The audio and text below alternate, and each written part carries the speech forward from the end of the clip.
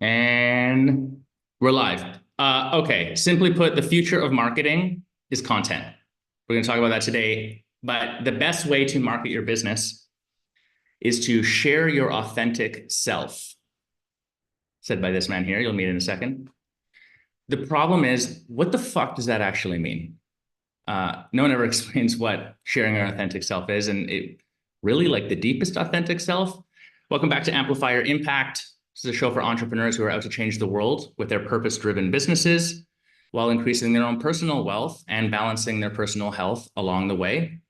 Warning, entrepreneurship is raw, and so is this show. So we record live. It is unedited, unfiltered, and we like to say activate your mula bandha and let's go. Today, I'm Josh Biro, today's host, and the guest that I have on in person, as we sometimes do, is someone that you need to know because he's literally created over 1,000 content prioritized videos for his clients and has half a decade of experience testing what actually works in content and video marketing when it comes to building brand, but more importantly, actually getting people to physically walk in your doors, which is a different kind of thing to solve for in marketing. I'm pleased to welcome with me from Attention Driven Marketing, Mr. Nathan French. Hey, Josh. Welcome. Good to be here, man. Thanks for jumping on. All right. So it's two full-size men awkwardly bump into each other through this entire thing. Let's kick it. We started out by saying, what does it mean to authentically share yourself? One thing that came up for me right away, and then we're going to get into your sort of origin story here, but one thing that came up for me right away before we jumped on is, how do you have a perspective shift, or how do you like humanize a business? And I was watching a TikTok today before you came over where the person was spouting off in a way that I totally agree, that no one gives a shit about brands. Like, I don't want to do business with a brand, with a business. I want to do business with a human. So if I like and trust someone, like, that's why I want to do business with them. I think content marketing is a way to do that. Maybe let's kick it off there. What is sharing your authentic self, sort of humanizing a business and putting that out there? What does that even mean? Like, am I filming myself going to the bathroom? Like, what are we doing here? So yeah, for what we do, the primary thing is storytelling. So our agency works exclusively with dentists. That was set up by design. If anyone's out there looking to start a business, Built to Sell, great book. It'll give you a good perspective on how to build a scalable service-based business. But so we work with dentists, and so in that case, it's typically, there's a couple different ways. So there's videos with the dentists being themselves, and we can get into some of those ideas. But the majority of what we do is just telling stories. So telling people a story about, not being able to eat certain foods, not being able to smile, or covering their smile when they're talking. And the whole goal is to use the experience of that person and allow someone who sees the video to see themselves in that person and relate. Because no one's really going to give a fuck about a dentist or like, oh, you're a dentist. But if I see, oh, Josh went to this guy and he did this too, and oh, he used to cover his mouth when he would smile, and he did this, this, and this, then I can relate. And oh, this guy helped him get there. So the whole concept we have is the old, I forget the name. Is it Donald Miller? I think it's Donald Miller. Yep. Story brand. Hero, story brands, and like the hero and guide concept of the patient is the hero. They are the focus. The dentist or whoever the practitioner would be is just the guide to help them get to where they want to go. And so you're just documenting that and then sharing it. Beyond that, I think it's just the biggest thing I would say is being vulnerable. And I think being on camera is a vulnerable thing. This is vulnerable for, I don't know how you feel, but like even when you hit that little button, just like 2-3 minutes ago, like that first second, I was like, and it's just like putting yourself out there. Exactly. It's like, especially if it's something like if you're, creating like live videos or you're making like fun videos on TikTok or Instagram, like you're putting yourself out there. That's a great, like just being vulnerable, I think is the first step, and admitting like, hey, I'm just going to put myself out there and be me and see what people, how they respond. Oh, sorry. Speaking of, here I am going to the wrong thing. The best way to market your business. Oh my goodness. Is to hopefully this works still. Okay. Let's keep going. All right. So Donald Miller always comes up when we talk about story and the hero's journey. And, for those of you who don't know Donald Miller, his book is Building to build a story brand. Yeah, story brand marketing, Story brand that's marketing. up along those lines. If you look up Donald Miller, you'll find it. I did a bunch of his courses. I even started the process of becoming like certified in his methodologies. And then I detoured from that because I thought that it fell short of what I was doing specifically. But he popularized the hero's journey, which is one primary story methodology. But I think why he had so much success is his framework of the steps that you go through is like so clearly, like it's so simple, basically. You just define this, and then this, and then this, and then this, and then you tell it like this. So the question becomes, from a content standpoint, if it's just telling stories, is it actually that simple? Like, marketing is such a perpetual entrepreneurial question that everyone wants to know. How do I market? How do I put myself out there to get people in the doors? Is it literally just that simple? Like, just fucking tell a bunch of stories? So here's the thing I learned that's really cool is when people, if you take the time to listen to them, people will tell you, your clients will tell you what you're actually selling them. And if, for example, let's use the dentist, they are not selling teeth. I tell my clients this all the time, like no one gives a flying fuck about like the molar or, you know, your canine and like the specifics of dentistry. They want to feel comfortable when they meet new people. They want to feel confident when they smile. Yeah. They want to connect with other people. They maybe want to find a boyfriend or a girlfriend. Though that's what they're selling. They're selling comfortability of self. Yes. And so when you show the story is showing someone who was uncomfortable or and let's go to you work with a lot of yoga brands. You're not selling a hot yoga class. You're selling the feeling you get after you come out of hot yoga class. You're selling the community of someone who came to a place. And like, there's a lot of people who don't have community or sense of purpose. And they're, you know, a young single mom who stopped working to take care of her kids and doesn't get out of the house that much. Well, you're not giving her yoga. You're giving her a place to go where she can. And so if you share those stories, that's what other people will connect with. I think a lot of people sometimes like fail to see what they're actually selling. Like they just get so focused on like, I'm a yoga studio, I sell yoga packages, or I'm a dentist, I sell veneers. And it's like, that's not what people care about. Like, that's really not what they're interested in. So, yeah, I think it's as interesting as telling stories. And then I think the other thing, and this has been talked about a lot before, but like providing value up front and, you know, kind of like you're doing here and like people do a lot of times authentically, like just showing up and talking to people about, hey, so you're interested in getting veneers. Here's what I think about your options. So you're interested in opening a yoga studio. Here are some things to consider when choosing a location, and just putting content out there that provides information in a way that's like, hey, I'm not trying to sell you anything. I'm just here. If you like what I have to say, great. If you don't, great. And then a lot of times people will, if you do that consistently enough, find kind of a comfort level with you and then probably come in and want to become a client of yours in some sense. Yeah, that makes sense. And I mean, this is all, for anyone who's studied marketing at all, you're going to run into these concepts these days of like story, of listening to the client in terms of like mining the information of what are you actually selling. I always say there's only 3 things you can sell, but the first one is transformation, the after effect. I'm here and I want to get here. And if you go one layer deeper, that's the idea of like people are moving away from pain or towards pleasure.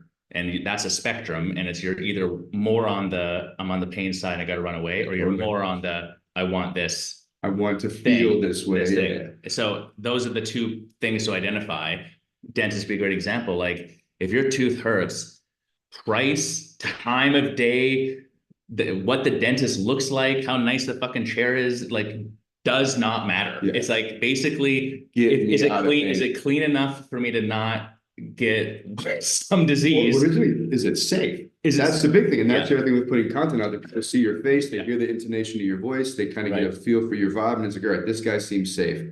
I'm in a ton of pain. I'm going to go to him. I've heard of him before. I've seen him out there. We actually see that a lot. We'll do in conjunction with all the content. So the content works with like search campaigns and highly specific PPC campaigns, so that when people then do search that, they see the brand name and they maybe remember, oh, I remember those videos. Let's try these guys. Right. Then you know, Dr. Josh seemed like a nice guy. I could probably trust him. He won't hurt me.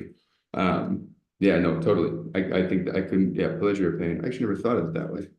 I mean, I love what you're saying. And I want to dive into the specifics of distribution in a second here, but let's back up a second. Okay, superhero origin story. You said something before we jumped on, which is fascinating because your viewpoint on the impact that you're making and where that impact is is not dentists. I mean, it clearly is. Like if you go and run ads and dentists get success at the rate that you're getting them success, that is impactful for that business and for them. Great.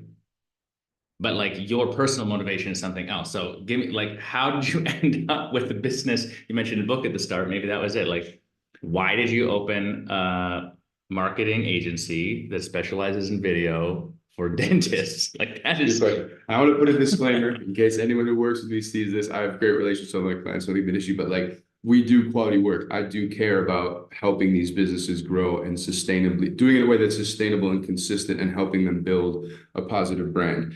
The reason I got into the working with dentists is it's singular. It's a man named Peter Bolden. Give him a shout out. Pete, my homie. I started working with him back when I was living in Argentina. I was just a freelancer and a backpacker, and this was back in 2016, 17. And he owns a chain of large dental offices in Atlanta. We started running, experimenting with like different ad campaigns on Facebook and Instagram. This is kind of when Facebook ads were still relatively new and Instagram ads were kind of new.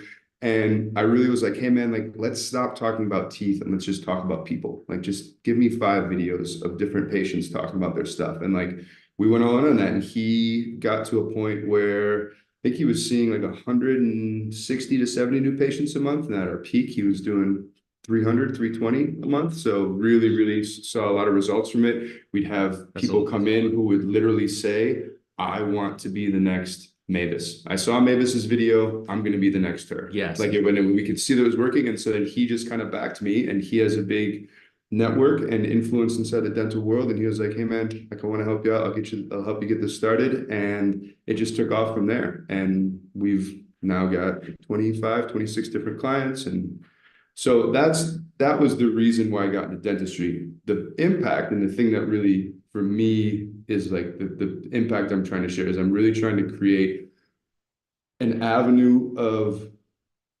revenue or money coming in that can help people similar to myself have a quality of life that I've come to love, which is we have entirely automated and remote workflows. You can work when you want.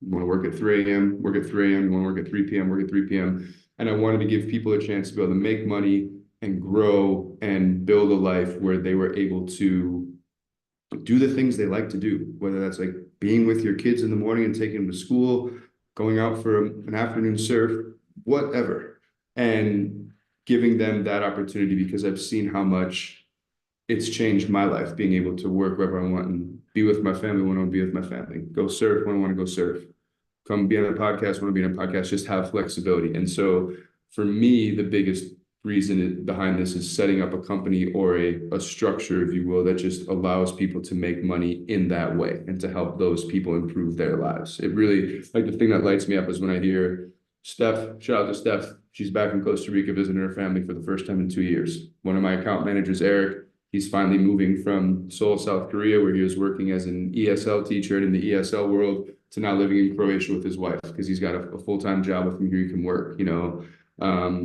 just those types of things really kind of make me feel good. I think that's the micro impact that I really connect with and gets me going. It's like you're in, like, I mean, yeah, this is an impact in terms of like, are you making impact in the world with the business, but also you have a strong driver of business formulation from your own personal desire and experience. I resonate with this too. I don't often talk about it, but even our business, like our target vision, which we're moving towards and already mostly operate, is to have an asynchronous, autonomous organization where, just like our clients, anyone working for us can have an ethically affluent lifestyle. That's how we describe it. And that sounds real buzz phrasey, I know, but the asynchronicity is the key out of the gate, where it's like, and I think this is the future of work. I'd be curious about your opinion on this too. But like, if you do your job and you hit deadlines on the macro timeline of things, and the quality of your work is there, and you get the result that you're supposed to, and you're hitting the KPIs you're supposed to in your business, like who gives a shit when you work? Like, why would there be any control in that at all, other than the whatever industrial complex of a past era that's completely dead at this point? I can't think of why. And I don't know, it would be all like that. I don't know how you feel about it, but the things that I really love to do, I'm not going to make money doing. I'm not going to be a professional surfer. I'm not going to be a professional basketball player. Like, I'm not going to be on a cooking show. Like, no one's going to pay me to like hang out with my friends. Like, you know, like, so it's like, you know what I mean? Like, so what I've always thought is like, find a way to make money and create an income stream that allows you to work when you want and be, and have a structure, have work. I don't think having nothing to do is the goal. We've in Silita seen people who come here with nothing to do and completely empty days, and they can lose themselves very quickly. So like Yeah. you have work, you have a purpose, you have a structure, but you can do it in a way that accommodates your life. So you live first, work second.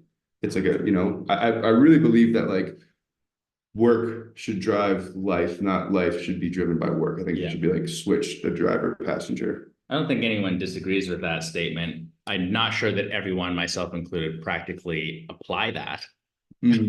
But because it's hard, you get caught in the rat race of things or whatever. But Well, it's kind of like if everyone else is living one way, like I see this sometimes. People will look at me. I've actually I started this from day one. I make people sign. Every client who works with me, they sign something called the rules of engagement. Yep. And it's a letter that says, hey, our team values time more than money.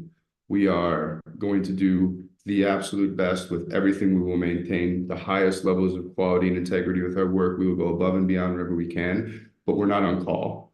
We're not going to just do 24-hour turnarounds on projects because you got a wild hair.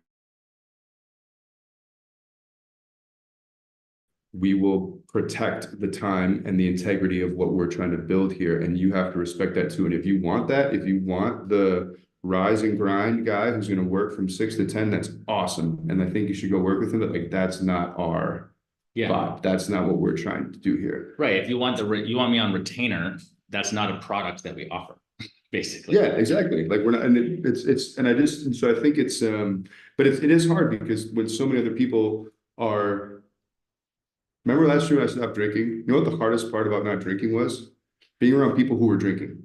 And I think it's the same thing with like working like this. Like the hardest part about trying to run something this way is when everyone else is living in a way where they're like still working like 9 to 5, even though they're remote, they're at their home and they have this mindset of work, work, work.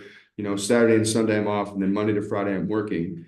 It's hard for you to come in and be like, well, I like working Sunday evenings because no one bothers me, you know, like, and people, and to get people to understand that. And like, they kind of get like, you can't work Sundays. They're like, or they just get frustrated. Like, what, you're taking too long, or what's going on, or why aren't you answering my text? So I'm not saying it's been smooth and like totally seamless, but that's the idea. I think that the nature of like not just the future of work, but the actual nature of work itself is shifting worldwide. Totally. On so many levels. That's a rabbit hole. We could have a whole conversation just on that. Like, especially now we start talking about technological advancement, AI, et cetera, for this shit. Like how you work at all looks completely different than it did 50 years ago.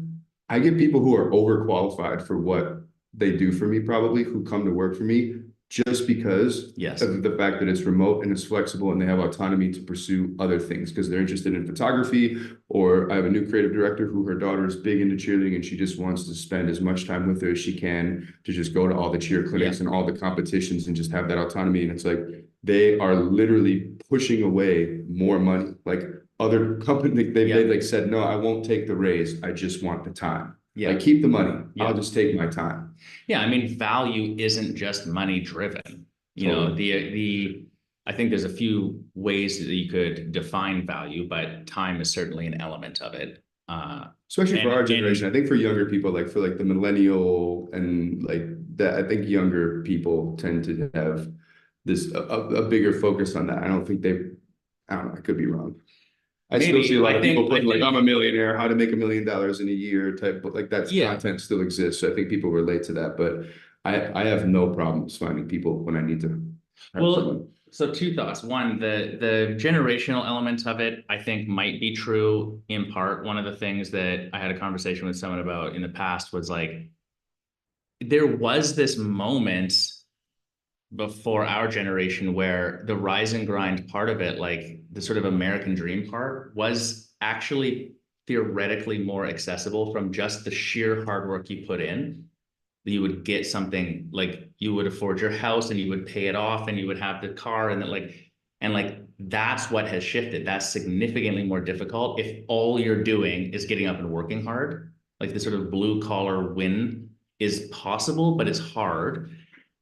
There's a lot of debate around some of the details in there, but this is a long-winded way of saying, like, I think, yes, it's valued more. We've seen that, like, the value of working harder isn't there. And like, there's such an anti-push against like hustle culture now, because that was like a misappropriated culture itself, in that if you say to me, and I don't even know where this quote or the version of this originated, I heard it, but like, if you say that no one works harder than me and I spend the extra hours or whatever else, that's basically like telling me you're not good at working. Like, you're not good at your job. If you're actually super smart, Yeah. then like, what, you should be able to do the same quality in less time. If you're actually efficient, if you're actually organized, then spending more time isn't like the metric of success. That's stupid. So I have just had a great conversation with a couple of new people on my team who started, and I had to like sit them down and be like, listen, like, I get, no one's really looking over your shoulder. You can work when you want, you can do this stuff, but like, having this ability to work when you want and to work, autonomously doesn't mean less discipline and less organization. no, It means it's more. double discipline and double organization, Yes. because there's always going to be something else for you to do. And you have to get, when it's time to work, you have to get laser focused, and you have to cut the idea of like, oh, it's 8 p.m. I'm going to watch my TV show, or, oh, it's Saturday and I'll work on Saturday. Like, all that has to go out. And like, when you can work, you have to get to it and get what you have to do done and then move on. And like, you can't live within these. Yeah. Like, I think it's when people tell me they're like super busy or like working a ton, I'm like, why? That doesn't sound fun. Like, I mean, well, that's a different thing. Working hard is good. I think doing things that are hard, like hard work, is a privilege. So it's not bad to work hard, but it should be what I think what you're describing is like, you should have control to some extent. So there's a macro deadline to hit, there's a quality of work thing to hit. But I think you're right that like the way that happens is through your personal discipline and organization and intelligence, rather than because my business formulation says you must work from this hour to this hour for this many hours. Like that model, I think, is the major. I mean, I think work was like a different form of like traditional work was like a corporate work, like a different form of jail. And a lot of like what totally a lot of what they did. Like, absolutely. I remember I worked with this company when I got out of college, and they were so big on their culture. Like, and they were a great company. They matched your 401k up to like 10%. It was totally employee owned. They had profit sharing programs. They had a gym on campus. They had basketball courts we could go play at lunch. They had food trucks come in, and like, it was a really, really cool company. But a part of me just always felt, I was like, you just do all of this to help justify the fact that you make us stay here from 8 a.m. to 6 p.m. every day. And you're just trying to make it more enjoyable for us to be here. Yeah. Like, why couldn't we just do, like, the people who worked remote, like there was like a small percentage of people who worked remote, and they would come in light as a feather, just like loving life. Yeah. And the rest was like, well, we got Juan's tacos for lunch. So, and it's just like, I don't know, it doesn't seem like it. Yeah.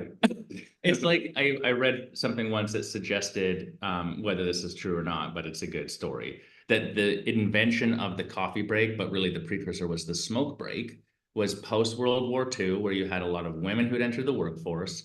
The work hours were actually only 6 hours a day, and the companies were like, how do we get 8 hours a day, because we need more work to get done without hiring more people. And then they asked them, and the employees said like, well, we want to have a smoke break.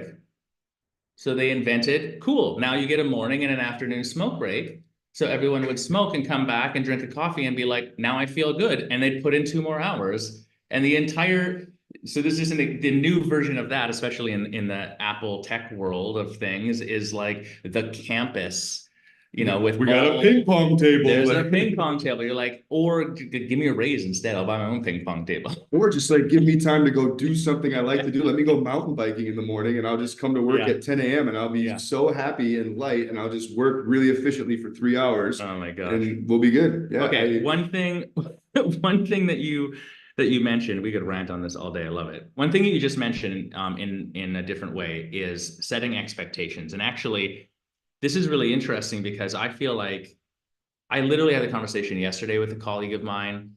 They build websites, and they were saying they're experiencing this issue, and I went through this as well, where they build a website for someone, and then there's ongoing support that they provide optionally that people opt into. And then she has a team that can provide the support, because the support's like, change this, do this, this isn't formatting right. It's not like, you don't need any specific expertise. It's not like It's not hyper intensive work. But her clients want her. So she's like, cool, like such and such on my team is going to do this. And they say no. And they only want her to do the work because she's the relationship that they have. So the point though is, we were talking about, one, that doesn't make sense logically. Like, so that's the reason they're doing that is not because of a quality of work differential or like any actual practical logical reason. And it has way more to do with how the expectation upfront is set. Sure. Her entire business has grown off of her being the like epicenter of it. And now she's like hitting a ceiling because that's the limiting factor. I would love to hear what her initial sales calls sound like. Like, is she a very gregarious person? Yeah, it's very much, I think, around like, hey, this is me and I'm going to take care of you and we're in this thing. And like that in her market, her specific niche that she's focused on for websites, that actually makes a lot of sense. Like, why, I understand why it's calibrated that way, but then the business itself is limited. That's one example. With my team, it's the same thing. With my friend who's a lawyer, we talk about this all the time. Long story short, clients, people working for you, all of it, I feel like it's hyper valuable in your business to get clear in your mind what it's supposed to be, and then upfront setting that expectation. Yeah, totally. Again, shout out Pete Bolden, just giving you lots of love in this podcast. He told me this when we were from day one. He's like, if you say it in the beginning, it's an expectation. If you say it afterwards, it's an excuse. And no one likes excuses. Oh, I love that. So whatever you want to say, he's like, say it right away and set it. And like, then you can always come back and be like, hey man, like you signed this, or like we talked about this, like we went over this, like what wasn't clear about that? And those conversations like are a little hard to have. It's a little sweaty back, but like, I mean, shit, there's a great quote from Oprah. Like, I'll never forget this. I'll forget who she said it to, but she told like an intern or someone, she's like, you have to train people how to interact with you. You have to teach them. You have to let them know like what your boundaries and accept, like what you're going to accept from them. And I think that's got to be, not just with clients, but with my team members, like what the quality of work is going to be, what our expectations are for like, hey, like deadlines and meeting stuff. Like I think it's something you probably have to continually do. Like, I don't think it's just something you do once. I think it's something you kind of like each time. Yeah. But I don't know. No, you have to say it, but then you actually have to live it as well. Like, how can you be eccentric if you don't have eccentricities? Right. Like, you have to actually stick to them and be like, yeah, I'm just not going to respond to you in this email. Okay. And then let them see it. Why say anything? Just like, let them sit with it. If they're emailing you at 9 p.m. on a Saturday night, like, all right, well, I'll get back to you Tuesday or Wednesday or whatever the case may be, I don't know. I don't think that's like an ideal way of handling it, but that's kind of always been my. Well, I think what you're describing, I have a scenario in our business too that's like this. So there's expectations set up front, and to me, it's about the fact that the human mind is searching for clarity. If I'm clear on what it is, it doesn't matter as much whether I like it or not. I know what to expect. I'm clear, and I can find comfort in the clarity, as long as that clarity is true. Like, then you have to actually live the expectation you've set. And from a business sense, you also have to enforce on the expectation you've set. But enforcement, it sounds so strong, like as if you're going to like reprimand. Our approach for a few things is more just like you demonstrate the enforcement of it without ever reprimanding. Yeah. But there's an escalation sequence. So the example is this: in our primary coaching program, there's a standard cadence of calls that you get with your coach, but like, and you also get a Slack channel with them.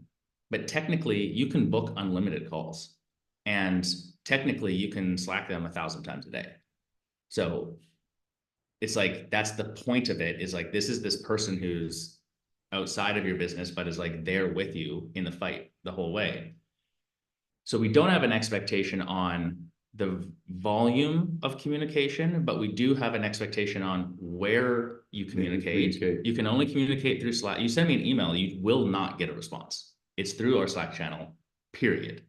I like that. And if you want to do a call with me, you book it through the call scheduler, which is then in the two cases, the notifications in Slack are the control mechanism for my well-being. And the limit in the availability in the schedule is the control mechanism for the number of calls. Like, no clients have problems getting communication with us or getting a call on the books, but we have control over the structure, like how they do it. for how it's I done. like that. And so then the point being, like, it's a match made in heaven. Like, they're happy and we're able to offer better than normal service and meet them at the frequency that they need based on where they're at their business. And at the same time, we're able to still make sure that all of our coaches have like positive lifestyle. We had to do that recently, but we had to do it internally and kind of set up some just core structures, like almost a triage system of like, okay, internally, if you need something, send an email. If you don't, I don't like Slack. And I don't like Slack because I feel like it's just another thing that distracts me. It's like I got WhatsApp, I got email, I got all these other things. If I have Slack, it's like I don't need another avenue for my attention. So it's like, all right, if you need something, send an email. Or we use Monday. Drop a message in monday.com inside the project notes. That's first. Actually, be Monday if it's specific and you need like files or folders. Then send an email. And then last, like we have team WhatsApp groups for all of our editors, all of our writers, our account managers have one, our whole team has one, and everyone has each other's number. You can send a WhatsApp message, but that's like, you need something tomorrow and it cannot wait. Because what we were having is like people were just, some of our editors would have like instant questions and they would just like send it to like a message to the creative director. And she just showed me her phone and I was like, guys, you sent her like 16 messages today. Like that's not, this is completely the opposite of what we're trying to create here. We want to create a place where she can work and do her own thing and not be beholden to like her phone all day. Like you have to respect her space and time. We've built a new jail for her. Exactly. Now her jail is her phone. Yeah. That's not what we want. So like, just send it, unless, I mean, and like nothing honestly is that important. Few things are. Yeah, but things are like that important that you need to be sending a message. It's just, it's honestly, I think it's a selfish act because it's something that, someone will see. Everyone has their phone all the time and you're expecting like an immediate response of like, yep, they're going to get back to me right away. I want the information right now because this is when I'm working and I need to get it done so I can do my things later. So I'll send her a message because then I'll get the information when I need it so I can finish things in my time frame. But I'll completely disregard the fact that like maybe from 3 to 6, she's with her kids, right? And she doesn't want to work in this time frame. And so it's like, well, so that's, I totally get it. And I love this example. So for our team, and I'll go back to our client thing too, like we have like the rules of engagement for the team as well, which sets the expectations. We have, you need to respond to questions that are tagged to you in our Slack channels. You have to respond to them in thread. You have to respond to them with tagging so that the communication is clear, and it has to be done within 48 hours. That's our standard. Okay, I like that. And then on top of that, we have an escalation system where you can post a certain emoji and SOS and then the thing, and that tells me I need this in 24 hours or less. Like, but it's still in Slack. If anything goes beyond that, if something's actually that important that it would be faster than that, then you do have my number. Then we don't use Slack. Then you phone me, which means I pick up the phone, even if I am with my kids, because if Mara, my ops manager, is phoning me, and this actually did happen. Our team's ability to do this afforded us the ability to call 911 and get an ambulance to one of our team members' place asynchronously in opposite countries. Wait, something was going on with your team members? They were like sick, or what was going on? One of our team members had a brain aneurysm and like was passing out on the couch, and it was like weird on a video that my EA was on with that person and whatever, but like because of this system, we managed to like whatever make it happen and get the medical help there. They were by themselves. Like it could have been really bad. Wow. So I was proud of that because our system worked. But the point was, Mara phoned me, and then Michelle, my EA at the time, phoned me. And if those two are phoning me, I'm like, something must be burning the motherfucker down, like, because everyone respects the communication rules around this. And then on my side, it's my responsibility to set my notifications and stuff appropriately and to set my own schedule of knowing like, that's my window. So if my phone pings, I don't have to look at the Slack message that came in, like unless SOS or a phone call, like, so anyways, I digress. I think the value of your communication dilutes with the frequency in which you communicate with people. If I send you an email every single day, apparently eventually you're gonna be like, I hate Nate's emails. I'm just going to read them. Like I had someone on my team, What did and you I was want like, now? I was like, yo, man, like you're just like, it's like you're like, this is like a comfort thing for you, and you're just like sending these emails off. Like the more you send them and the longer they are, the less the clients are gonna read them. Like save these, find as much as you can, come talk to me, talk to the people on the team, like get an answer for yourself, and then come to us, or else people are just going to like start to disregard you. Like the clients know I email them and communicate with them so frequently that they know if I'm emailing them, they need to get back to me right away. Because it's just like, I don't do it that often. So it's like team meetings. We have one meeting every month and everyone knows to be on that team meeting, and that's it. Because it's like, I'm not going to waste your time, but like when we do this, it's important. This is what it has to be, you have to be. So, but all right. So then going back to the client thing, like the setting expectations too. So then we also have like, this is where like there's expectations and then there's enforcement, and enforcement equals internal policy. And then I have a totally different conversation to ask you about. So like for us, what we do is if you were my client and you emailed me, the first time I would respond to your email, and then I would put the same exact response in our Slack channel together. So it exists there as well. And I would be like, oh, here's my quick answer. I'm going to give you the full answer in our Slack channel. I'm not going to reprimand you or say anything about it. And then I'm going to go put the full answer. So I give like partial answer, full answer. The second time, not respond to the email. I literally copy your email, paste it into Slack, answer it in Slack, and tag you in it. And then the third time, I don't do anything at all and maybe respond in Slack, or then we're going to have a conversation. But like that's the escalation. And no clients have ever gotten to even the third, and never fourth doesn't exist. Like it never happens. And I've never had to say to someone like, don't email me, we use Slack. It's not a conversation. Because in what we found before was we had a coach who did that. They're like, hey, like we're supposed to communicate in Slack. Then the client's like, well, I don't really like using Slack. Like you just said, you hate Slack, right? But that's not even on the table for discussion for us. That's not the expectation that's set. That's not what the relationship is up front. Like, so it's not about you. It's about, right. So in that scenario, that expectation is set, and then the enforcement is, I'm literally not going to talk or debate about whether or not Slack is good. That's how we do it, and I'm just going to do that. That's the enforcement part of it. And you know, we have no clients that don't fucking love using Slack with their coach once they're in it, because we can voice message. We have the upgraded version. We can video back and forth. They can, you know, text. Like it's easy to share files. We pin all of their like client stuff. I imagine it's really nice because like, so my WhatsApp has a mix of business and personal. My email is primarily business, but there's some other personal stuff that gets in there. It'd be cool for them if they don't use Slack with anyone else. They know like this is where all of my that's the whole work communication exists. This is it, and it like kind of makes things simplified in the sense of like, if I'm going to communicate about stuff with this team about these things, it all takes place here. If I need to find something they sent to me, if I need to find an answer to a question, I look here. That's the place. That's the place. I think that's genius, actually. I like one that source of truth. It's actually how we ended up on Slack. We were in WhatsApp years and years ago, and it was falling short in the detail of control that we needed. One, but two, it was same thing, like living in Mexico, especially everything's on WhatsApp. So I'm like, I've got business, I've got personal. So like that line gets blurry, and setting notifications and etc. Or like you're out and you just open your messages to communicate a friend about where you're going to meet them. And you here's see a message and then you read one of them and then you forget that you read it. And then you go out and have a couple beers and then it's like things get lost with WhatsApp. Like it needs to be siloed. There needs to be. Yeah. So there's no personal communication in Slack at all. And there's no business communication in WhatsApp for me personally.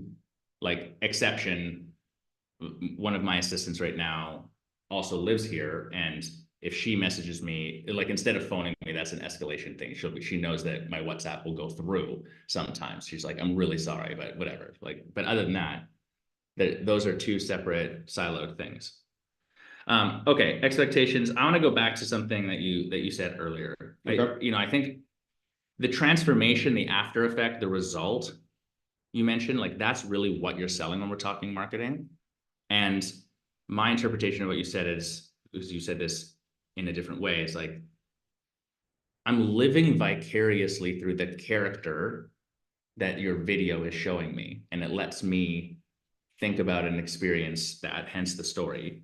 Read any self-help book. Read the Bible. Jesus used parables. Like the best way for people to connect with an idea is to see it through a story. Like it's why anytime you read one of Ryan Holiday's books or anything else, it's the format. It's like start off with a story. The story presents an example. The example leads into the lesson. The lesson ties into what they want to say. There's a conclusion, chapter over. It's like 1, 2, 3. And so, yeah, I think it gives people a chance. We actually do this, and this is kind of the cool thing about being able to advertise on Facebook and YouTube is you can target content to people who are in a similar age range, similar gender, similar interests. Like we had a couple of hockey players who got teeth knocked out. We can send content to people who are actively searching for hockey products, and we can, there's so many targeting. Like there's infinite number of ways. My teeth are all veneered up. All of it.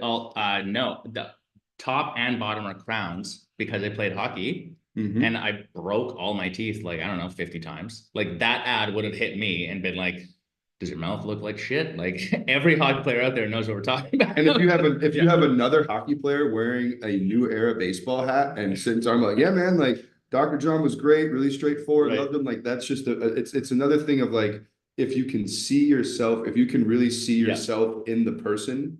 Like Gary Vee talks a lot about this, like making the content that you're creating fit the platform. Like we don't share stories of a 56-year-old woman who needed to have her veneers redone on TikTok. That's not living there. That's living on Facebook.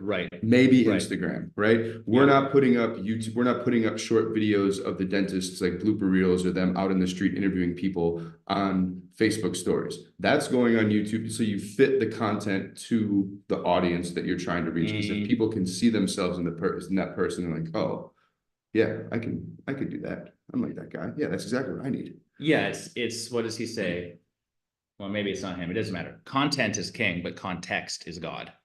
Ooh, I like that. That's good. Yeah. Even some of like business formulation when we're working with, even outside of the yoga world in general, and in the yoga world, people talk a lot about community as like, if you ask the average yoga studio owner out there, what's great about your studio?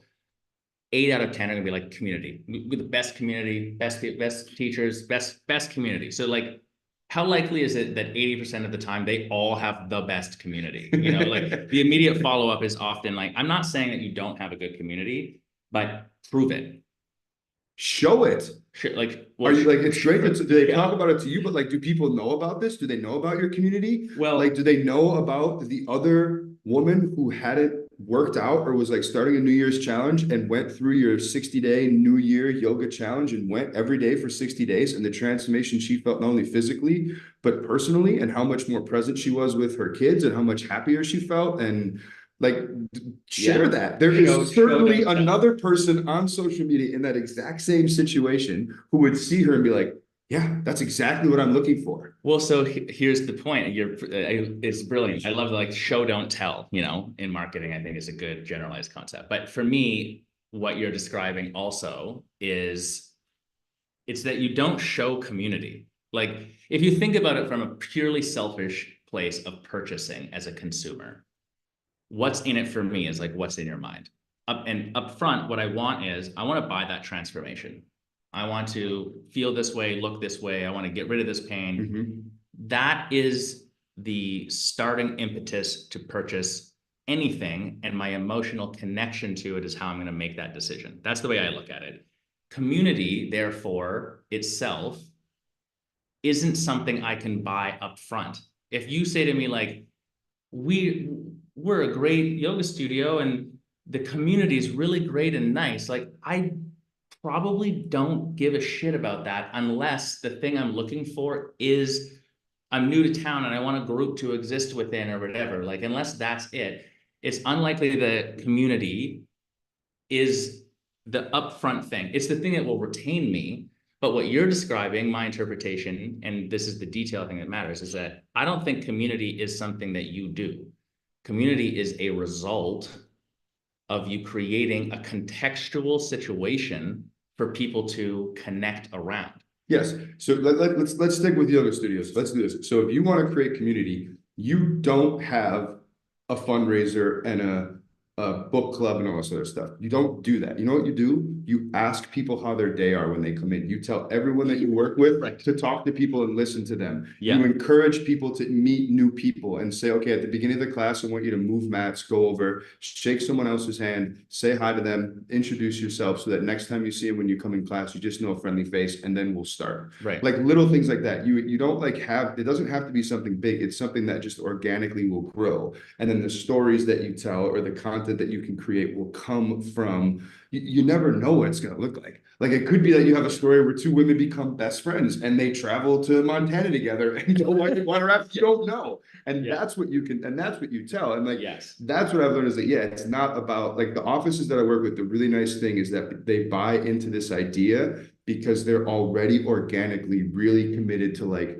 creating a practice that is safe and clean, that has neck pillows and TVs, and they offer multiple forms of sedation, and they have a comfort menu, and they'll give you drinks, and they coach their team on being friendly and making people feel comfortable. And like when I interview the people, they're just like, this is one of the best businesses I've ever been to, period. I like coming to the dentist. And it's like all that I'm getting, all that community, all that content, that's just a byproduct of them taking the time to focus on like really just, I don't, it seems so like simple and like when I say it, but it's like really, I don't think it's that, I don't know. You have more experience with yoga studios, so you could probably come up with more yoga studio aside, I think in any business, like conceptually it is simple. I just think that so there's some details that obviously like that's the value of like the time and effort and iterations and trial and error that you've gone through. Like that's the unique value point that you and your business can add. And in the end, it's just the actual like doing it part that people get hung up on, I think. Can I tell you a story? So I actually go to yoga and hot yoga a lot. Not a lot, but like when I'm back home regularly. I went to two different, and this was in January. So every Monday, my older sister and I would go to hot yoga. We'd meet our younger sister, then we'd go have like half off margaritas at a little taco spot and chat and hang out, just sibling time. We went to two different studios. One, I won't throw any names out there, but it was like what I think is a corporate, or it seemed to be a corporate like yoga studio. I think throw them under the bus, doesn't matter. You want me to throw them under there? I don't want to throw them under there, but it seemed like you, it was okay. You do you. I just speak straight. I don't care. All right, Yoga 6. Yoga 6 was the place we went to. Yeah. And then there was another yoga studio that was locally owned by two women who were friends who opened it. Both had friendly people, both, hey, welcome, how are you? How's it going? Everything, and my sister and I both said this, everything at the Yoga 6 studio felt very transactional. Oh, you forgot your towel, $3 extra. You forgot your mat, $5 extra. Here's this, here's this, here's this. When we went into the other one, they didn't even talk about money. How are you guys? What's your name? Oh, where are you from? Oh, you live in Racine? Cool. Just the difference in it. And so it's like if you're just focused on, I don't know if what I'm saying is making sense. But it wasn't like this grand difference of like all these amenities and all these things, and they had this giant get together. It was just that they took the time to say, hey, what's your name? Oh, you guys are siblings. Cool. That's so cool. Thanks for bringing her in. Yeah. How many have you done hot yoga before? No. Okay, cool. Hey, this is Tracy. She's going to be your teacher. She'll lead you in. Okay, sweet. Whereas the other one was like, okay, you're all checked in. You checked in on our app. We're going to just automatically charge your card on file. Class starts in 5 minutes. Okay. Good luck. Thank you. Yeah. All right. Sweet, man. Awesome. Nice to meet you. Cool. You are literally describing like the first phase of coaching and our coaching programs for yoga studios is solving this. And the larger franchises that I coach and whatever, like this is the weird yoga industry issue right now, where you have the smaller studios that maybe lack economies of scale or like funding or whatever else, and that is their friction point to solve for up front. And then the ones that have that lose like this soul, which is itself the experience and therefore the product that's being offered. So it's like, as these things eventually come together, it'll be good. But I love everything you're saying, and it just makes me just think like, whatever, we're on the right track.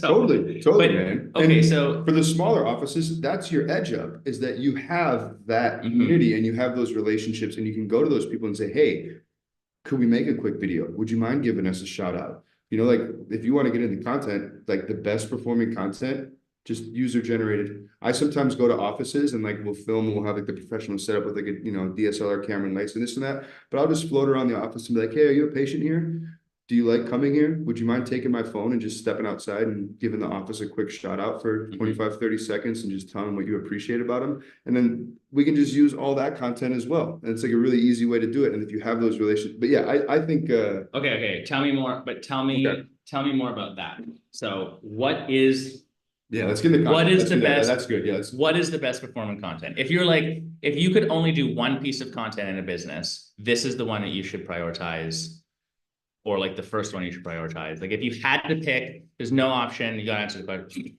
I don't want to, I'm not going to answer that because you said it before, context is God. And like, I think context matters with everything. So I think it would change for each industry. I think for like, if I were talking to dentists, I would say you need to have testimonials and stories. You need to break that barrier of fear and all of these different kind of preconceived notions people have about your office. People are really coming in like from a place of trepidation. They're not coming in a good place. So you need to have stories and examples of other people who've gone through what they're going through and come out the other side and felt great. You need to have testimonials. It's a high ticket thing in the US to get veneers. So you want credibility, you know, like there's a lot of value put behind not just having a strong Google My Business account, but Google reviews, video testimonials, is much validation behind the quality and craft of your work. The social proof is huge. So I think that's probably where I would start with them. But like, we've seen a ton of success. I mean, man, we just went to an Islanders game and we played like fun videos with these guys and people love them. And we walked around and we had people in the arena try to guess different hockey players just by seeing their smiles.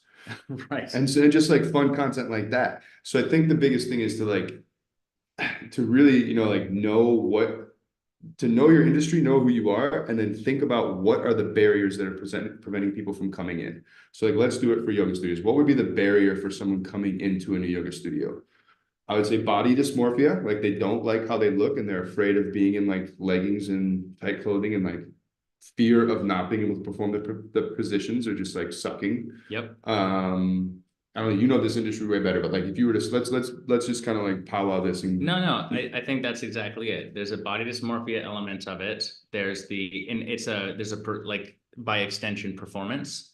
You always hear that like, oh, I'm not flexible enough, or like I'm not in shape enough to do the hot yoga, or I'm, you know, perceived difficulty. Like I won't be able to get through this. Okay. Then I think there's also like, there's certainly a social fear element that is not only voiced, but is certainly there. A yoga studio is often perceived as a third space where you have to understand a certain cultural behavior. And if like for me, even I started very young, so it wasn't so hard, but I got to experience this firsthand vicariously through friends that like, we grew up playing hockey. My one buddy's like a fucking professional hockey player, but the idea of walking to a hot yoga studio was terrifying because he's like, they say those words like namaste and like, are we gonna chant? I've never chanted before, right? Like, so it's not the fear, it's not that he could or couldn't do the thing, but it's like, I'm gonna feel uncomfortable in that environment because it's an unfamiliar environment. So, all right, I have an idea. I just came to me when I was thinking, if I were a yoga studio owner and I wanted to break through that, I would go to each of my teachers and I would go to some students that I have good relationships with. And I would say, I want you in 15 seconds or less to tell me your welcome to yoga moment where you had a terrible experience or an awkward experience where you didn't know what you were doing or you couldn't hit a position or you fell down in class, and just break the barrier of it and show like, hey, everyone goes through this. Every single person from our teacher to our most seasoned students has situations where they couldn't do something or they didn't know what was going on, or the teacher said namaste and they said hallelujah. And like, you know, and it was like, and like just break the barrier behind it and like just be like, this isn't, like kind of just attack it front of like, this isn't a thing. That could be an idea. And that proves out the point that, because the truth is in any quality studio, at least, like what you can or can't do, no one cares. It doesn't, no one even really notices. No one's paying attention to you. No one's focused on their own practice. Exactly. It doesn't matter. So yeah, but that's the story in their head that has to shift. That's the paradigm shift. Okay. But okay, then I would do another video, like a more abrupt video of just saying that. Like, okay, 3 things you need to know about yoga if you're trying it for the first time. 1, no one is watching you. They're watching themselves in a mirror and like focusing on getting through their own practice. 2, you know, I don't know, like you would go more over there, but like just kind of break the barriers and that stuff. I'm really big now, and we could talk about this more and more. I'm really big on commercial content and skits. We're switching a lot to doing that because I think the thing we've heard the most when we go out and talk to people, and like when we go and do like repeat shoots for clients who've worked with us for a while, is we're like, oh yeah, I saw your videos on TV. And I'm like, TV? Like we don't do anything on TV. Like, yeah, YouTube TV. And I was like, that's right. Right. Everyone just sees this. All the ads are on YouTube TV, and you can run 30-second ads on YouTube TV. We're a part of a pilot program with Hulu. You could, and so you could do like funny sketches for like yoga studios. There could be sketch videos that you come up with that kind of like break down. I don't know. I could go into tons of different examples, but that's where I see things going in terms. So I think it's going to be all mobile and shot on your phone, very raw. Slightly, you'll have to edit it, like you'll have to go through CapCut and maybe have an editor, but like nothing needs to be like super polished. Let's talk about that more, because I share this opinion. I've been talking to our clients about it and our team about it for a long time. And yeah, just expand on this concept that like I think that there's a minimum bar of, let's call it quality. Like no one wants to watch something that's so shaky that they like literally can't watch it. Yeah. And no one wants to watch something that like the sound is so shitty that you can't have bad sound. That's number one. You cannot have bad sound. You need to buy like lav mics. You can get them on Amazon you can get ones. We have ones that like plug in. Yep. Like they just clip into your phone and they automatically, that's the receiver, and it just clips right onto the mic. Like the mic clips onto their shirt, and like it's wireless and the audio's awesome. Easy. I filmed it in the Islanders hockey game and you couldn't hear anything. Right. So like it works. Yeah. But yeah, so I think part of it is we've become so accustomed to content and to seeing videos. I mean, think about the places we get inundated with ads: YouTube, TikTok, Instagram, like anywhere, TV. They're all over the place. And there is still a place for like really polished ads. Like you and I, watched the Super Bowl together last year, and like as consumers, like would look at the ads and appreciate the quality of them. I think those ads, like there is still a place for doing that. But for a smaller business, people are so used to FaceTiming, and they're so used to getting content in a mobile format like this. And like, I don't think they even would want it to be a different way. Like, why would they? Yeah, so we have a community, like our own custom community platform or whatever, that all of our owners are also in. And that's a good place for them to like have peer-to-peer conversation and sort of sounding board or whatever. And bottom line was, there was a post yesterday from a longtime owner asking, like, what should I be paying to get this video created? And they're creating one, I think it might be three, it's either one or three videos, but that I want to put on the website and then also use for this, that, or the other thing. And so the conversation kept going. We were like, well, what's the quote that you got? And it was $30,000 to make this video. And I'm like, okay, I've seen quotes with companies we've worked with at $100,000 to create a video. But those companies are like, the guy making the video is like won the whatever you win for making ad videos shit. And it's for like an NFL team's, it's, what I'm saying? Like, it's like, that's a different thing. That's the Super Bowl ad thing. You're a single owner, single location, brick and mortar yoga studio. What's the ROI on that $30,000? So that was the discussion, was like, you could take, like, if you look at, you could take half of that money and produce something that will perform, I would debate, better, and run it as ads. This is so great that we're talking about this. It's so insane. I was just in Long Island. I was filming with a client. What we're trying to do and what I'm trying to do, and I can just share this with you personally. The biggest barrier to scalability in my business is that we still have to go out to get a lot of the client content with our clients. And so what we're trying to do is nurture relationships with local videographers or people within the office who can gather and, get the content for us, and then we can edit it and use it how we would like, and kind of training them. So I go out. I have a mobile gimbal. For anyone who doesn't know what a gimbal is, it's like a stabilizer. You use it to do this and make hand motions, but like it keeps the camera straight, $150. And then I have my mic set up, so $300 total. This other guy comes in, he's a professional videographer. He has a DSLR camera. I think he had a secondary camera for a second angle. He brought lights, did all this other stuff. And we were talking, and he was going through his processes and all this stuff. And we were like going through his rates when he was doing it. I just said to him, like, listen, man, like, you got to get on the right side of change here, because like this is dying. Like what you're doing is a great service. You're a nice guy. This I know, but like the quality of video that you can get from the newer devices that are coming out, like video, like if you think about making a video like back in like the 80s or 90s, like that was like the biggest deal. Like all these lights and this boom mic and all this equipment, and like they charged so much because they had to invest so much just to be able to do that.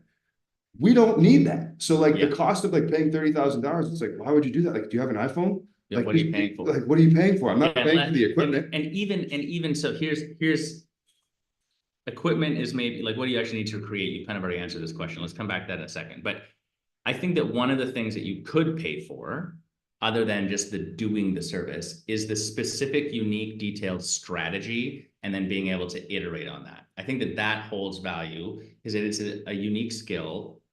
Asterisk, is it a $30,000 skill like for one video? I don't know. Like for a small business, I don't know. I just don't think so. It's And when we go back to the start of the show, like what's authentic? Is that authentic? Like that's not showing the most authentic you. version So of them, yeah, because yeah, it's scripted. I think the other thing that I would tell people is like you're not just paying. There's a certain point where like you're paying for the videographer, so you're paying for their ability to see shots, to yes, understand lighting, like all of those things carry a tremendous amount of weight. And I've done some of this and I make mistakes and like we'll have the white balance off or I'll keep things will be out of focus and like I'll shoot in 3D instead of 4K, whatever. That all matters. But I think the biggest thing too, beyond just the strategy, like the strategy is the ideation of how a video will come together and yeah, how you can transfer it out of shots.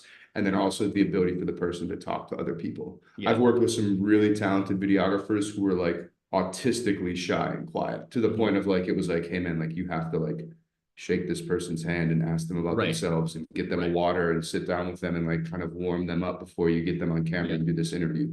And so if you find someone, I would say just as important as the gear and like the equipment they're bringing is the personality of the person and their ability. can you do business with them? Can you do, or can they connect with other people? Because I would say this, Right. every single person, if you're a yoga studio owner and you're going to have, current people in your practice who are coming out hot and sweaty, especially like if it's a lot of women go to like hot yoga and they come out, they're not going to want to be on camera. Like, how are you going to make them feel comfortable being on camera and just like, oh no, it's all good. You look great. No worries. Yeah, people don't care about this. Like they're not going to care about how you look. They just want to hear what you have to say. And Right. like that ability to be able to make them feel comfortable, because as soon as that camera light goes on, I've seen people completely freeze up. And Yeah, it's they like, so change. that's, I think, an even more important skill for people is being able to make people Mhm. comfortable to want to talk and share what their experience has been.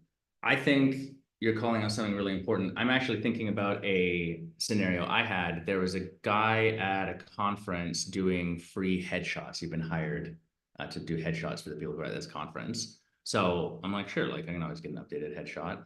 And I got his card afterwards because he was very uniquely skilled. Of course, he had the head, he's got the backdrop and the lights, and he's got a nice camera, but like none of that's impressive to me. Anyone can just buy that stuff if you got enough money. And the headshots that he got of me were fucking awesome. Like they're like the best ones I've ever had by someone. But the reason they were good is because of him. Because he's behind the camera, like, okay, sit and smile. That's not what happened. He's like standing and he starts talking to somebody else, and he's just like, oh, right. I mean, like, and he's like making you joke, and like, so he got you to And then relax, you would just press the and he button. would get the button pressed at the right moment, because I'm like usually the guy, they're like, okay, headshot, like, they have like the dumbest fucking the two thumbs up come up, and you're like, tell me you're a white boy from Canada without telling me you're a white boy from Canada. Oh my God.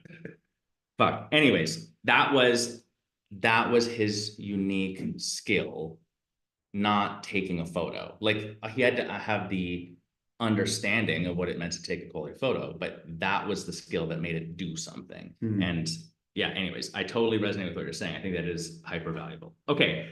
Best performing content, it's contextual.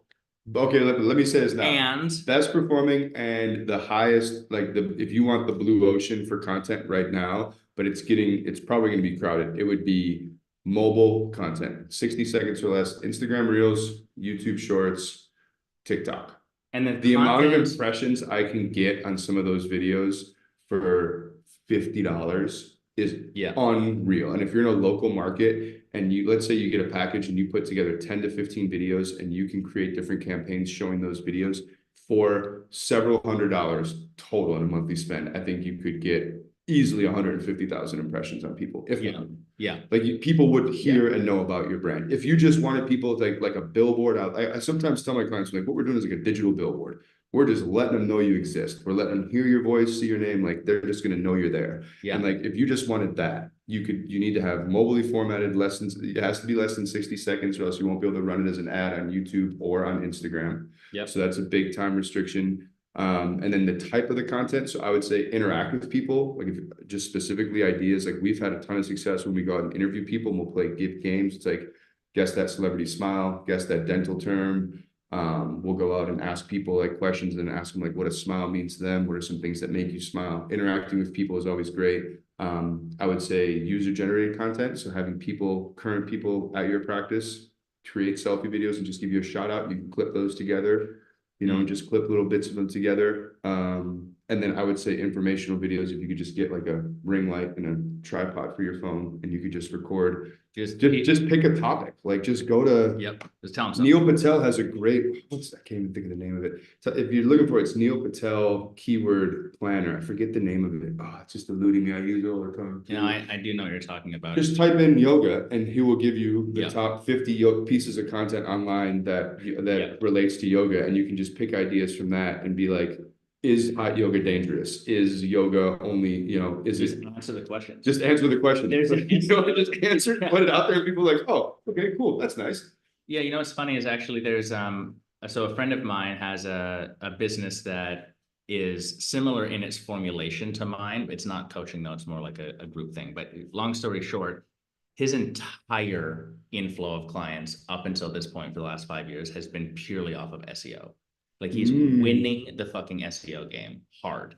And there is some technical strategy that absolutely matters in SEO. It's changing a lot, but so those details aside, which are just, these are facts, they're not questions. So once you learn them, they're just like a checklist that you make. Yeah. But when I was talking to him, I was like, if you had to say, what's the thing that makes you win at SEO? What is it? And that's what he said. He said, just answer people's fucking questions. Just like, yeah, think of what they want to know and answer it. Like, and just answer it all the way. Like, make it actually a real answer. That's it. That's the whole equation. And, you know, it sounds obvious to say it, but anyways, I think all content, there's an element where if you just answer people's questions, I don't know, then that's all they want. Then you gain authority in people's minds. And I need to say, for anyone who's seen this, what I am doing is the cherry on top of the sundae. When I talk to clients and tell them, we actually pre-screen clients to make sure we're a good fit for them, because we are not like going to just change someone's business from 0 to 100 new patients in a month. That's not how things work. Right. And I look at it as like, you remember those pyramids? Like the nutritional pyramids that they would have. I look at digital marketing in the same way, where it's like, you have to have your base thing. So your base thing is like a easy to navigate, high performing website that looks good, solid SEO. You got to rank. You got to have a Google My Business profile. You got to have Google reviews. Right, like these are the people have to be able to find you. Like these things come from there. Then above that, you probably need to have I would say more importantly than us having content is you have to have a well-trained front desk or like reception team that's gonna be able to field calls, answer questions, and get people to come in when they call or when they reach out or are curious about learning more. And then the content, the actual video content or whatever you're putting out there, that's the last thing. That's the sugar and candy and all the junk food type stuff that you do that's fun, that you can like make your own. But like, if you don't have this base of other stuff, if I drive 150 people to your website in a day and they can't, your requested appointment form doesn't work, what's the point? Yeah, well, what's the point of doing no, like 100%. honestly. And I love what you're saying, because it's our coaching, we coach towards this too. There are exceptions to what I'm about to say, but because we start with an audit, we're looking at like key metrics for the businesses that we work with to discern where is it that we apply our framework from a critical thinking standpoint that is going to have the highest impact, the most ROI at the highest speed. That's the intersection we're looking for with where we would start working with the client. And after over a decade full-time doing this, I can tell you without a shadow of a doubt that 95% of the time, it's the primary sales and onboarding process that we're going to start with, because people come and say, I want more clients. And we say, yes. They say, I want to get more people in the doors. We say, yes. And then we say, if I send you 300 people this weekend, what will you do with them, and how many of them will buy something and be there on Monday, and everything falls apart. Yeah. And what we realize is like actually adding more clients to the business would in itself be such a stressor, and it would like debrand them that like we actually can't even do that yet. So the cherry on top. So our, most of the time it's getting the primary onboarding sales process super tight, and the team around that and the organization around that and the automations around that super tight. And that alone, like we've seen that literally double businesses overnight. It takes a year maybe to see the full, just because they're just more efficient. Just reduce friction. We work with some clients and they use a third party churn goes down, retention goes up, conversion goes up, they make more money. And then we're like, now let's go really hard at getting more people, because now like we're prepared to take them basically. I think the biggest thing is don't see what other people are doing and think that that's what you need to do. You need to think about what your business is and like how can you create, like you need to create or eliminate, as many friction-based pieces, like friction to people coming in and actually purchasing. Like I was going to say, we work with businesses who work with a third-party scheduler. And I had to tell them, like, think about the experience for the user. So they see a video, or they click on an ad, or they click on your Google My Business profile, they go to your website, they love the website, they read the reviews, they love the way it looks, they click to go schedule an appointment, and then they have to open a new tab on their phone to then schedule an appointment and fill out this box. It's just too much. Like all it needs to be is click a button, a box pops up, you get the 4 pieces of information you need, and it's done. Like, why does it have to be so complicated? Like that simple thing totally changes how many people convert for this business. I myself would be like, what's next up? I'm not doing this. They're mining my data. I'm not going to give them my information. Fuck this. No way. I'm not, like, I'm not going to give them this. I'll go somewhere else. And then I go to the next business on the list and I book there, So I've seen it. And okay. So 2 questions to sort of like really get into some of the depth that I know people watching or listening want to know. So we've kind of already touched on this, but like, we talked about stories. Are there a list? Like I know it's in my mind, but I want to hear from you. Like, what are the 3 stories that are like the should or must have stories that like generically in any business, they're like categorically the type of story that anyone's gonna benefit from? So I'll take it differently. I'll say, how about the 3 questions that you should ask to create the story? That's way better. Okay. So I would say the first question you need to ask. Edit this. I could have made myself look really small. The first question you need to ask is, I always like to have people introduce themselves and tell their name, and then I ask them, what do you do for work? Or what do you do? Tell me a little bit about yourself and get some context for who they are. I specifically do this for like Smiling, because what I'll do is like, so if someone says, okay, I work in corporate sales. Oh, cool. What do you work for? And tell me this. Okay, I'm this and that. Okay, cool. And then I can go to them. Well, how does having a smile impact, or like having a smile that you really like, or smiling impact you in your life? And so I think that's one good question. I always ask them broadly what brought them in, and then I let them kind of like take it from there. And I'll really I create like an uncomfortable space where I just won't talk. Yeah, I know on this podcast it's probably hard for people to imagine me not talking, but like just sitting there and just like letting them go, and really start from the beginning of like try to get to the core reason of what brought them into the yoga studio. Again, like people aren't just coming in because they're like, oh, I just haven't done my flow in 30 days and I just need to do that. Like they're stressed or something's going on at work. Have a practice. Yes, exactly. Like new people who are coming in, there's going to be an auxiliary reason behind why they're coming into yoga, whether it's they're recovering from something, they're looking for community, they're bored, they wanted a new hobby, they need to get away from their kids or their spouse or anything. And then the last question and this is more specific to dentistry, but I think you could ask it to anyone, is like, and how do you feel now? Or what change have you seen in yourself since coming? Like, okay, so since coming to yoga, what change have you seen in yourself? And try to let them tell that, because those are the real 3 core parts of the story. I was here, I did this thing, I got here. And so trying to figure out who they are, where they were coming from, any backstory, and then they'll obviously tell you, you'll know why they're coming in, and what they did was they came to your yoga studio, and then the end of them being, hey, I'm lighter, I'm happier, I feel like I have better, more productive meetings with my team, I fight less with my, whatever the case might be. So I'm like, these questions, this is brilliant. And I think we have a five question formulation that covers these, but I like the idea that the broad strokes allow for a more organic conversation and you get that raw, more authentic answer.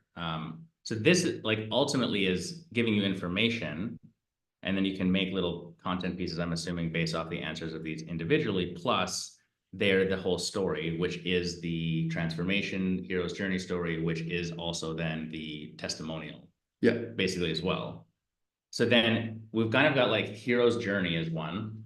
Another great one is, what about this yoga studio practice business is different from other ones you've gone to? What about this place do you appreciate relative to other ones? Like, have you gone to yoga before? Okay, like what about this studio to you makes you feel good, makes you feel comfortable, or what about what do you appreciate and enjoy? Right. What's special?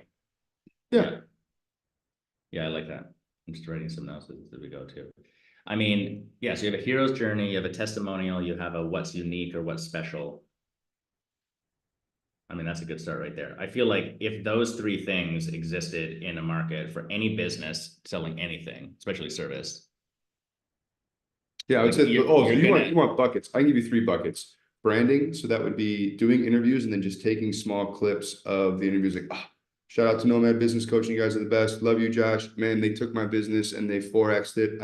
I'm opening my second yoga studio, and you can just have like small clips piecing together. That's just building social proof. You know, it's one thing to hear one person say it. If you see a video with 13 people inside of 60 seconds, all saying the same thing about how great this business is, that's like instant validation. And it also is kind of like, they not only said it, they felt comfortable enough to get on camera and say it for other people to hear. Like, that's a double validation because most people don't want to do that. So I would say a branding video, testimonials, stories, bucket those together. And then the third, I would be like informational. And the cool thing about all of this is it can all live in different places. This doesn't just have to go on social or your YouTube channel. But all the informational videos you can put on your website as well. So you have something that you could use as information, and they want to know, what is hot yoga? How do you practice it? There's a video right there where they can just click on it, and in 60 seconds, you tell them, here's what it is, here's what to expect, here's how we do it, here's our approach, here's what you need to bring. Hope to see you soon. Done. I think you're making a great point. That's it leads to our next question and sort of final major question as well, which is recycling content. Not recycling, you can recycle the exact same piece, but it's like recycling conceptually. If you make a video and it hits and it goes viral, how likely is it that all of the people who could possibly like that video saw it? Very unlikely. So, or how likely is it that all the people who liked it and watched it thought that that content is now so thoroughly covered in the 60 seconds that they never want to hear about it again? Like, zero fucking chance that that's going to take place. So, you know, one of the thoughts we have too, when we look at content strategy on the macro level, and admittedly, there are not a lot of business that we get to work with on this, because you like can't take this on until you've got other shit together. Yeah. You know, this is again, you need to be like organized, but we're looking at it like, okay, you've got this large video piece, large being just longer in length, but it's one of these, it's still specific. And then that gets recreated in the punchiest form possible. There's your 30-second version. And then we're cutting shorts out of the long piece. And then the whole thing, all the content is transcribed and then edited into multiple, one, if not multiple blog posts. And then those blog posts get used as caption pieces for photo that's related to it. So it's like one singular piece of content in the category of informational can live in, it lives in 50 places by the time it's done. And if you have a professional videography crew coming in to film B-roll, well, there's your hero video for your website. That's everything. There's B-roll that you can use in every other video that you create. So if you just were to make a video of you talking to the camera, you can share the file with all of your B-roll shots. For anyone who knows what B-roll is, it's like the filler footage in a video. So like, this is the A-frame, and then if there was like B-roll of me running around or doing stuff, that would be like put into here. B-roll, I feel like B-roll, it's not, B-roll isn't everything, but B-roll is like, if you have good B-roll and a lot of it, it's a fucking game changer in how easy it is to start making videos. And you just need some specific to your office. That would be great. But like, if not, like there's so many different places where you can get B-roll online. Like there's so many services that sell it now. Like just like there used to be like tons of companies who would sell stock images. Like those companies I think are basically kind of dead, and everyone just sells stock video files now. And you can go, like we use Storyblocks. And if we don't have something, we just go on Storyblocks. And we've made whole commercial videos just using Storyblocks. Using Storyblocks. B-roll. Yeah, we really did. It was a really simple concept, and like it worked fabulously well. So yeah, that I don't know what we were talking about. I don't know. Okay, here's the final question. I'm just saying, like, recycling the content, distributing it in different ways. It just shows like the value of, if you build that engine over time. It's not as simple as saying like, I make one video and that's the silver bullet, it's gonna make my business grow. It's like, no, actually the value is that that video is usable in all of these areas and multiple times in the concept and etc. So it's worth figuring out how to do this when you're at that place in your business, because people have found like it's an accretive asset. Like if you own a yoga studio and you were going to sell your studio to me, I would say, okay, let me see your SEO results and I want to see where you're ranking. And then if you have a YouTube channel that has, let's say you have 5,000 local subscribers and you are the authority and your videos routinely get traffic from people who are looking for information locally about local yoga traffic, win. That's a huge asset to your business long term if you ever wanted to sell it. Well, it means you have brand, like rather than just a business. Okay, so then final major question that is distribution. So you talked about okay, you're running TikTok, Instagram, Facebook, Google, Hulu, YouTube, but YouTube is Google.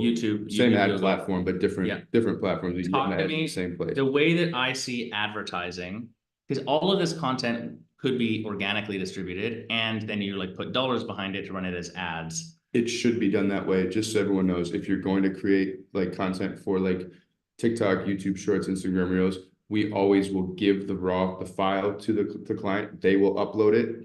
We don't do social media management, but they will do it. They have someone who will upload it, and then they will give us the post link, and we will use those posts in our ads. And it needs to be uploaded organically. Like that is what the algorithms prefer. They don't like. They want that to be the process for how things are done. So they'll upload it and then we'll use the organic post. That's interesting to hear.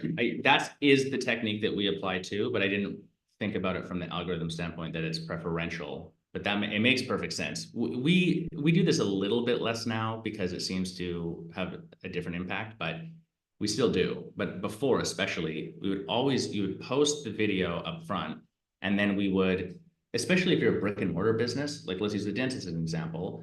If you have people coming in all the time who you would post the video, and then you would get your whole staff and all the people to come in to go interact with the video. You'd like have it right there and be like, can you do this? And I'll give you a fucking lollipop or whatever. Just get the engagement behind you. It gets all the engagement going. And then right at that 24 to 48 hour mark, then we run it as an ad, and it takes all the social proof with it. So now it's like the starting point of the ad is it already has algorithmic traction, it already has social proof, and then it all these likes, all these clients, or comments, all these shares. Yeah, if you see an ad that has 1,000 likes and 48 shares, and you're like, what the fuck is this? Even just out of curiosity, like, what is this? I gotta know what the fuck is. Even if your first thought is, and this happened to me, I ran in we did this strategy for my business years ago, and one of my clients who we recently went to their studio to help work on it. It's the second or third time we've gone. They've been a client for years. They've gone from 1 to 3 locations. They've like tripled their business. Like they tripled their 1 location business.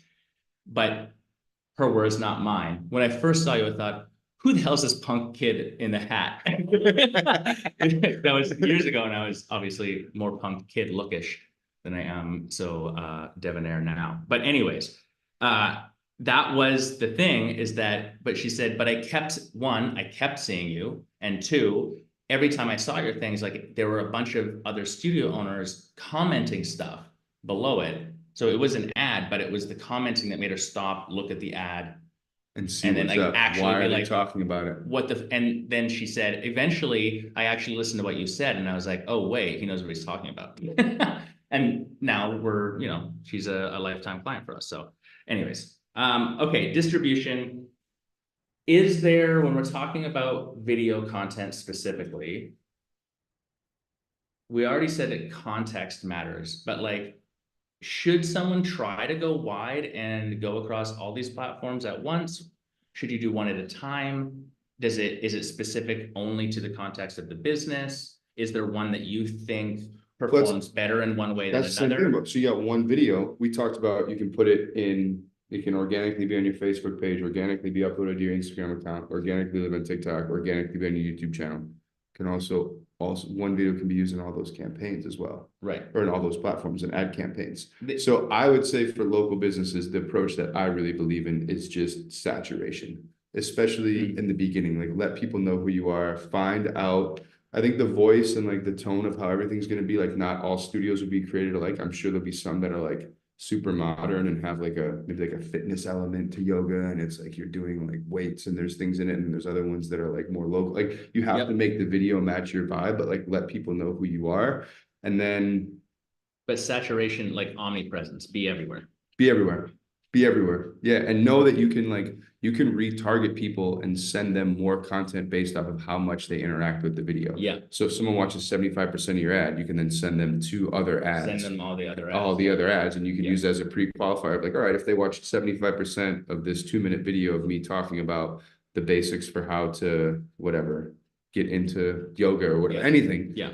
They're probably somewhat interested. So let's send them 4 more ads of now people talking about our studio. Well, and that's like permission-based marketing too. The permission is from the interaction, you know. Okay, talk to me about budget though, like technicalities of remarketing and everything else. When you look at, I've spent money, thousands of dollars in the effort, total and time and everything else to create video content. I've got 5 videos. Now I want to distribute. I know that omnipresence or saturation is ultimately going to benefit me as a brick and mortar business because I need to just show up in the market as much as possible. Now the problem or the next question is always like, how much does that cost? Can I afford it? Is it worth it? And when you're running across multiple platforms, let alone multiple pieces of content, let alone a bigger campaign with remarketing, like budget starts to go up really quickly. Yeah, but it doesn't have to go up that too much. How do you approach? I would say Google. I wouldn't start a campaign on Google for Google PPC for less than $1,500 to $2,000 a month. I think other than that, you're just wasting your money. It's too competitive. It's too expensive. If you spend any less, it's all these campaigns, it's all an auction. So if you're spending money, you're bidding against other people. And if you're not spending enough, your bids are reduced in the eyes of Google, and they're basically just going to take your money, but show your ads to, they're going to not be shown in opportune times. They're not going to be shown opportune people. It's a pay to play system. So I would say that would be the baseline of where I would start. All of Google or Google search? That's Google search. So here's the other thing. And I don't know. I haven't gotten into any type of like targeting for yoga studio owners with ads and stuff. And I don't know what the market looks like, but so for us with dentists, there's not a ton of competition, not a ton of like there's a lot of dentists putting content out there now, more and more. But there's not as many running ads on YouTube or running ads on TikTok or running ads on Instagram Reels. So our cost per acquisition, especially on YouTube, where you can create custom audiences based off of people's search intentions on Google. Like, you can literally target people on YouTube with what they're searching for on Google. Like, if someone searches yoga studio near me, you can show that person a YouTube ad in their YouTube feed. Like, their profile is linked across all these platforms. So that for us is super cheap. I mean, some of the campaigns we run for new videos be like $4 or $5 a day. So $150, $200. Like, we don't, and you don't. Right. You need one client a month for it to make sense. Totally. Yeah, exactly. Yeah. Like, it's not really, I don't think you need to spend a ton there. Instagram is going to be more expensive. Facebook, we do less with Facebook, but I do think there are still a lot of people who use Facebook. And I think there's a lot of people who are in the highly lucrative baby boomer generation who now have time and money and are looking for new hobbies and looking for glow ups in their later years that they've been working so hard for. And so we use Facebook a lot because that's where those people tend to socialize and kind of live. I would say average spend.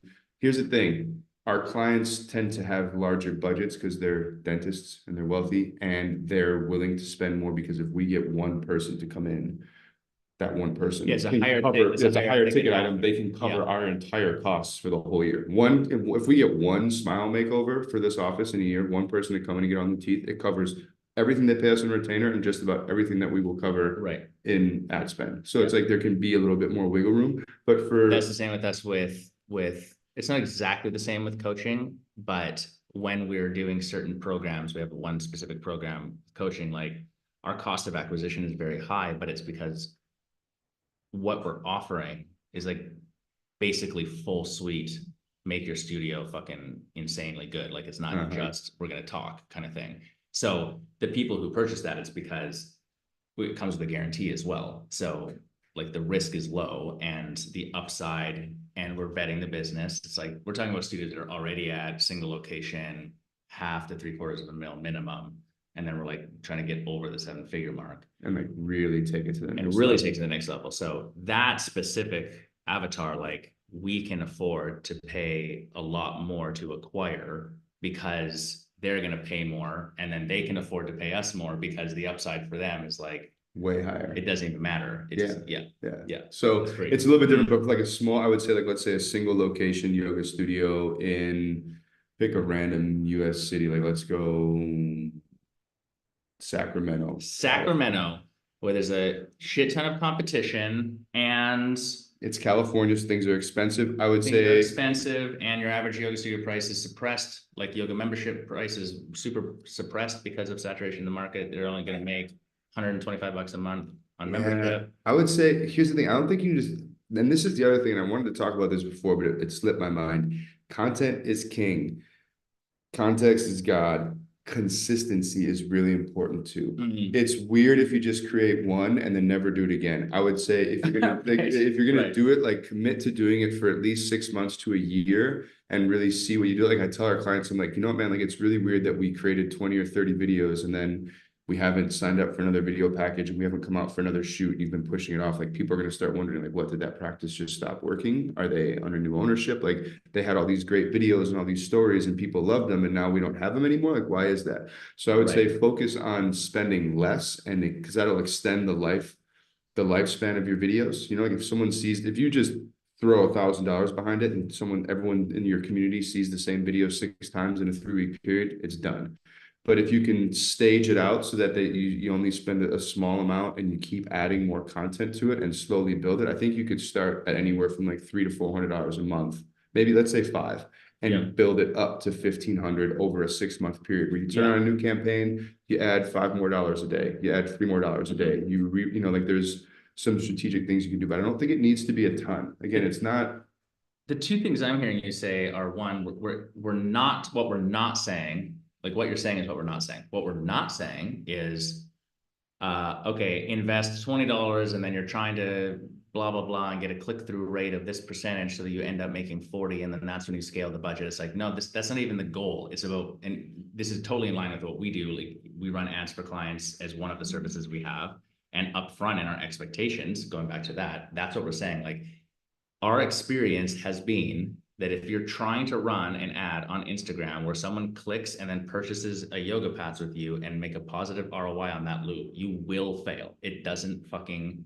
And it's energetically wrong. It's energetically. Like that's just, it's just so transactional. You're not looking at them as a person who's going to come and join your community and be a part of your practice. You're looking at them like, that's just like, why would you want to do things that way? Like if you're really doing good work and you're helping people, share the stories of the people you're helping, put the content out there and just keep doing it. And people will come to you. Like that's the law of attraction. That's your brand. Then that's what you're building. This is like, well, we've had clients who worked with us 3-4 years. We're still flying out there once every 3 months, once every 6 months to get more content. Like this is not a instant quick fix. Like, hey, I created 6 videos. I launched some ads. Now my business is set. This is a consistent, continued approach to like how you are going to share and make yourself known to the people. Like do you see State Farm? I watch a lot of NFL football. They've never not run a new series of commercials every 4 months during the NFL football season. They don't just stop. Like now that they did a good one with Chris Paul and it was funny and everyone got a chuckle, they're not like, oh, well, we're done, Josh. Like no more videos.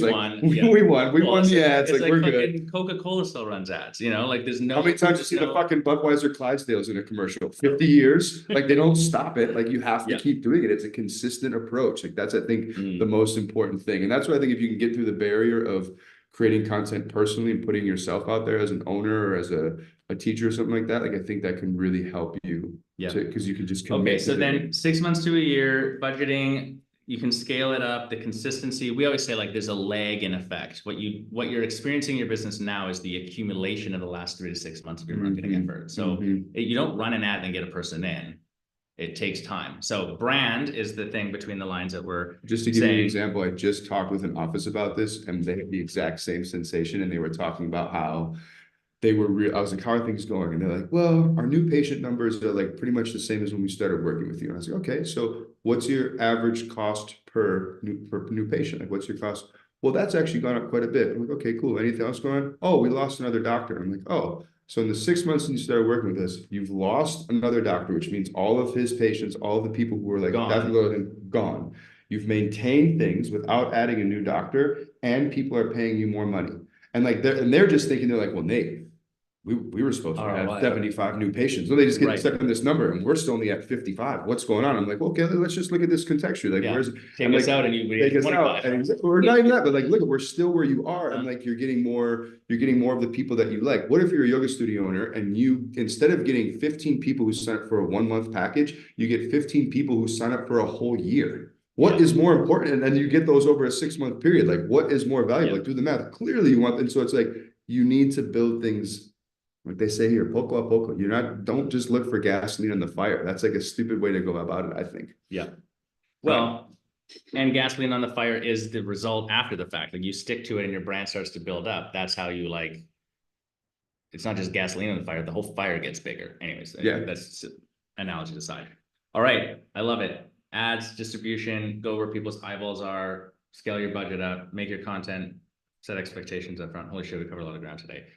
We're pretty much at the end of time. I think we're gonna have to cap it there for now. How do people, when a dentist listens to this and they're like, holy shit, I better do this, how do they get a hold of you?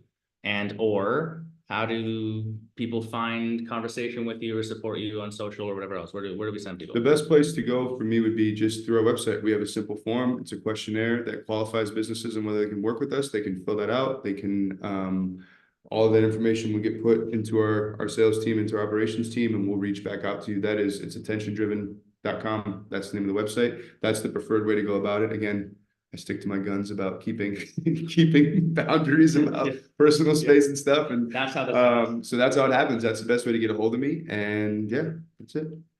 Appreciate you. Good conversation today. Great, man. It's fun. Yeah. We got to do one of these on the boat when we're fishing. Think we can maintain the quality. Yeah, I think Starlink works on boats. Yeah. All right. All right. That's it for now, and we'll talk to you next time. Peace.